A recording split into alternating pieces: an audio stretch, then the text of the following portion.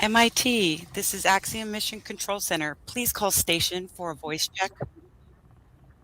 Station, this is MIT. Can you hear us? Yes, hi. Station here. Good afternoon, everyone.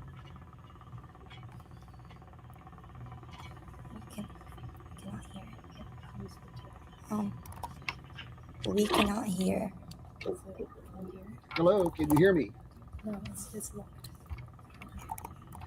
What? No. That we cannot hear. Station, I don't think we can hear you. Can you hear me?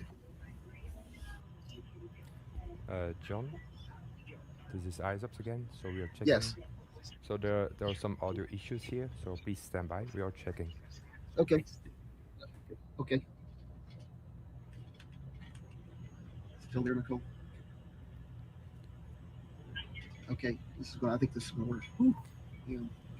And station this Isaacs. We'll put you back in the conference. Thanks a lot. Okay. Turn your computer volume way up pretty good when you play it. Okay.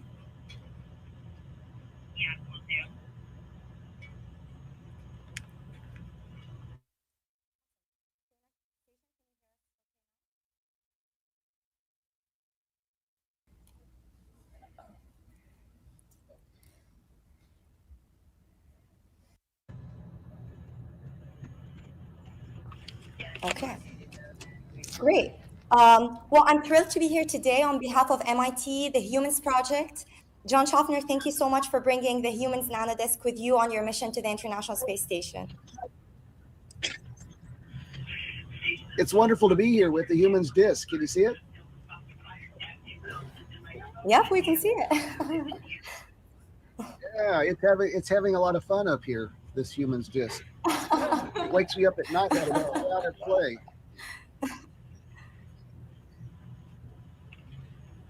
It's fun to do things with too. It's a very fun thing to do. I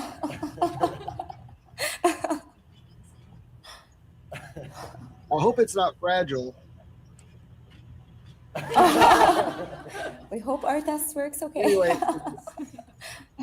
it's a beautiful thing. Thank you, John. We're glad you were able to take our disk with you to the International Space Station and to show it here. The audience is definitely enjoying that. All right, well, just to give everyone some background. To give everyone some background, the Humans Project is a project that aims to be a symbolic avenue for space access worldwide. It is an MIT project that has collected voice and text messages from people all around the world about the meaning of space to them and to humanity. We have collected 1,234 text and audio submissions representing all regions globally, about 80 countries and about 64 unique languages, many of which have never been represented in space before. Then we use MIT nanotechnology to etch these messages onto the 6-inch record that John is showing right now on the International Space Station, inspired by the Golden Record, to send this message that space should be a space for everyone. So John, thank you so much again for taking it. Would you guys like to hear it? That would be wonderful. That's the moment we're looking for. Sure. Would you like to play it now, or do you have some questions first, or we can do questions after? I think we can get started with the audio, and then we'll follow up that with the questions from the team. Sure. Okay. Well, I have to play it from my computer laptop using my headphone speaker because that's where it is. Okay. Let's play audio. Okay. Let's play audio. 34 unique languages, many of which have never been presented in space before. Then we use MIT nanotechnology to etch these messages onto the 6-inch record that John is showing right now on the space station, inspired by the Golden Record. So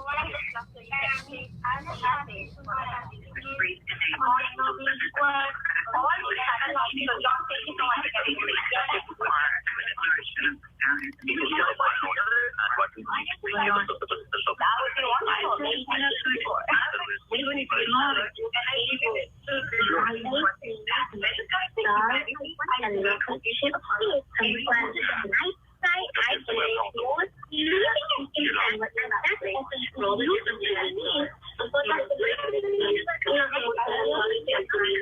Many things to learn and discover. There's no telling whether or what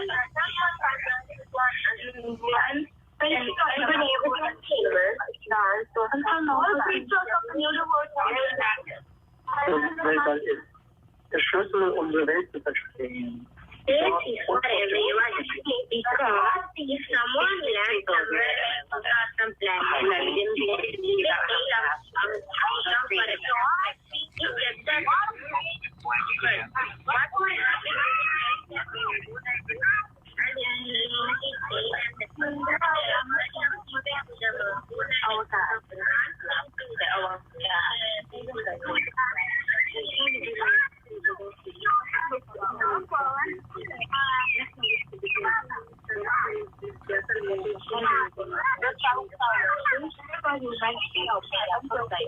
Unless the schools are taught to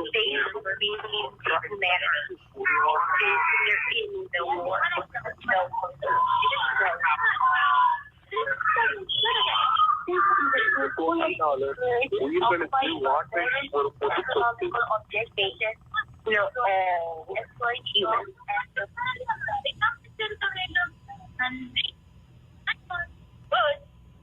But even in silence is for everyone emptiness of the space. We never know how many stars are there. Thank you.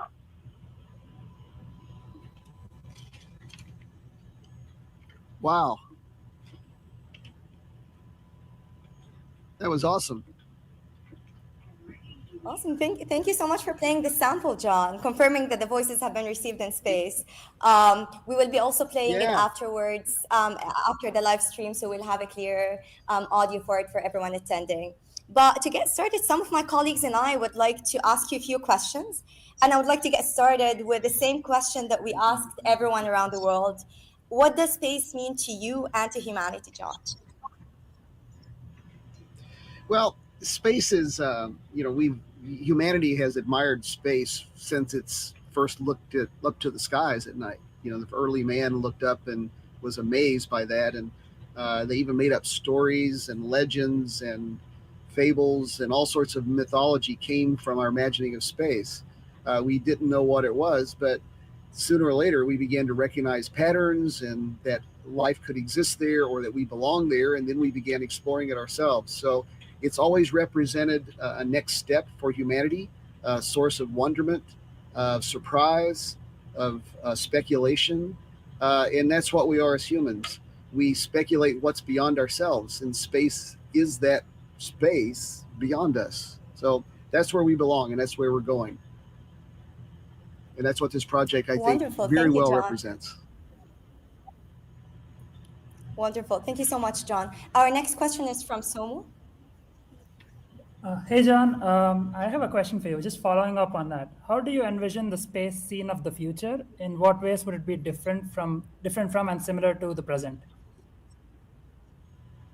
Well, thank you for that question. That's the one that we all ask ourselves, but I think we're beginning to see the beginnings of what that answer will look like. As companies like Axiom Space build the next level space platforms, NASA pushes us to the moon and then on to Mars. Companies like SpaceX developing fast access to space, lowering the cost of access for everyone, broadening the access nonetheless. It's being de-restricted from an access standpoint. That puts more people out there and allows us to really, really put in some effort to explore and to develop. So I think we're very close to the future where we are working in space commercially, exploring in a more relaxed fashion, by sending companies and people and individuals like me, having now a chance to come to space, to go there and to see what the next steps are. We are truly at the new beginning of that. Amazing. Thank you so much, John. Our next question is from Natalia. Hey, John. if you could send a song to the interstellar space, well, where the golden record is right now, what that song would be? Oh, okay. I don't know. My drive out song to go to space was I hate to tell you this, but How Bizarre. So um, no one that's as far as I got with that. But going to space and what we're finding out there may seem bizarre, so maybe I'll start with that. But also like a lot, if you know 07 in time 07, I would probably include that on the disc.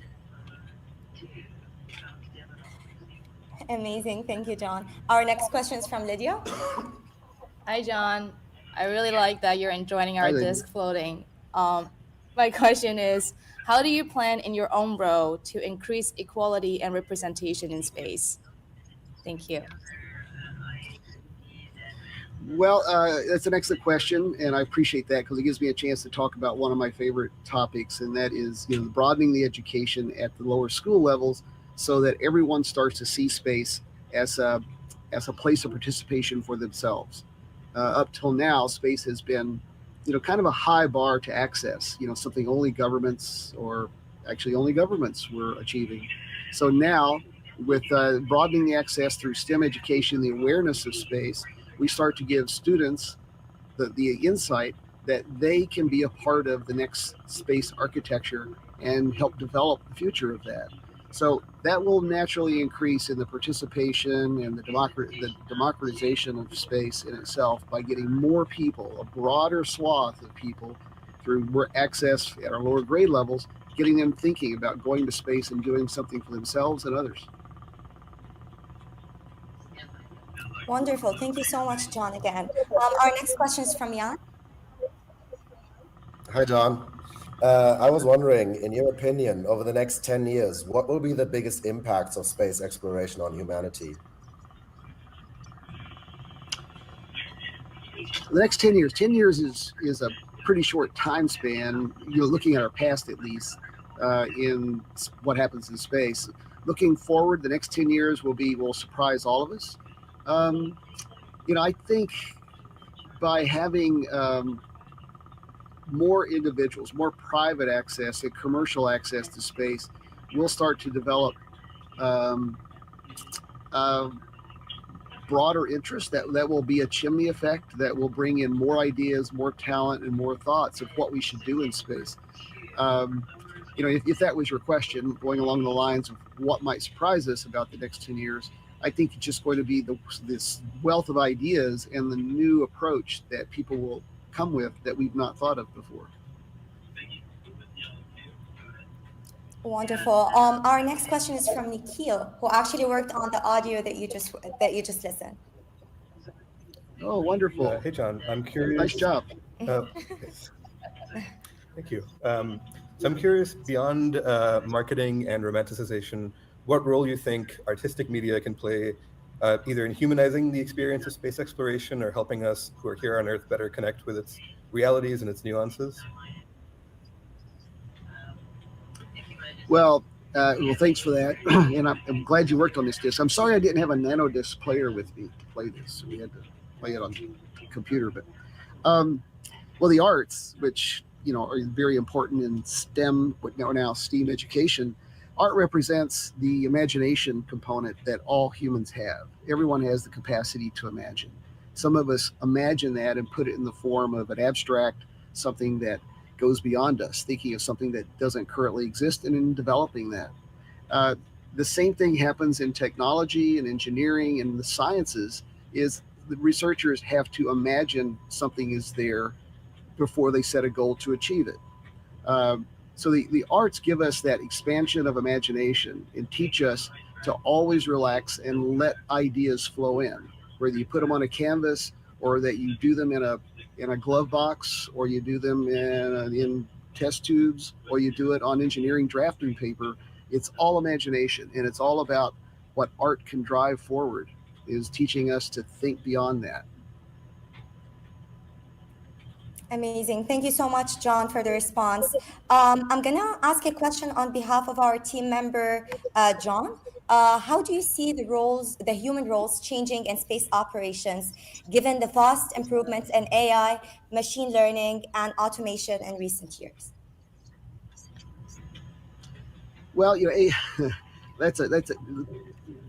topic of AI is a difficult one today, touchy for some, but we're at the early stage of AI as well, just like the new age of space exploration. AI is here, hopefully, as a very good tool. And as we go to space, the ability for humans to develop models and to explore various models very quickly will become more vital. AI should be, hopefully, a very good tool to develop models and to help compute, expand our ability to process information, and to, as the databases expand, being able to make comparisons, just like the human brain might. Look for patterns, look for relationships at real-time speed. So in that way, we will be able to go further, and the human component will be able to do the imagination and do the actual effort and creation of the work once we have good models and ideas of which direction is the best, regarding any approach that we choose to take, whether that's, going to Mars or looking interstellar. Those lifts will be large in order to produce models that we understand and can rely on. So hopefully AI is a tool for that. Awesome. Thank you, John. And our last question to wrap things up is from our project advisor and astronaut, Professor Jeffrey Hoffman. So leave it to you, Jeff. Hi, John. Yeah, I wish I was up there with you. Please give my regards to Peggy Whitson, former astronaut colleague. Great to see that some of us can keep flying after, although I have no complaints about being a professor here at MIT. And thanks again for bringing this great project to a fitting conclusion by taking the disc up in space. It was really kind of you.